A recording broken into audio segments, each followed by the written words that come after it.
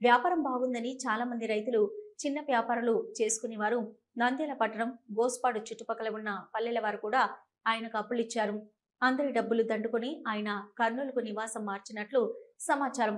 వెంకటేశ్వరరెడ్డి తన వద్ద కేవలం ఇల్లు, కొంత స్థలం ఉందని అప్పులిచ్చిన 88 మందికి ఐపీ నోటీసులు ఇచ్చి టోపీ పెట్టాడు. దీంతో బాధితులు ఏం చేయాలో అర్థం కాని పరిస్థితుల్లో ఉన్నారు.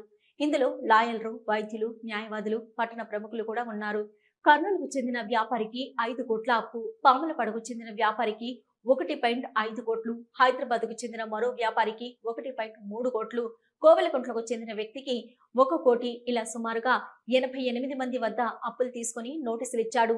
50 లక్షల్లోపు ఉన్నవారు సుమారుగా 18 వరకు ఉన్నారు. మిగిలిన వారందరూ 2.5 లక్షల నుంచి అప్పులిచ్చారు. కర్నూలులో ఉన్న అతని ఇంటిని నగరానికి చెందిన ఓ వైసీపీ నాయకుడు అప్పు కింద తీసుకున్నట్లు సమాచారం.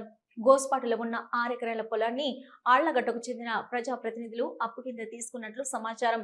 బాధితులు త్వరలో జిల్లా ఉన్నతాధికారులను కలవనున్నట్లు సమాచారం. హలో, నంద్యాల న్యూస్ 10 మీ చుట్టూ జరిగే సంఘటనల్ని మా దృష్టికి తీసుకురావాలి అనుకుంటున్నారా? అయితే ఇంకా ఆలస్యం ఎందుకు? మా వాట్సాప్ నెంబర్ 9849700865కి సమాచారాన్ని ఎప్పటికప్పుడు పంపించండి.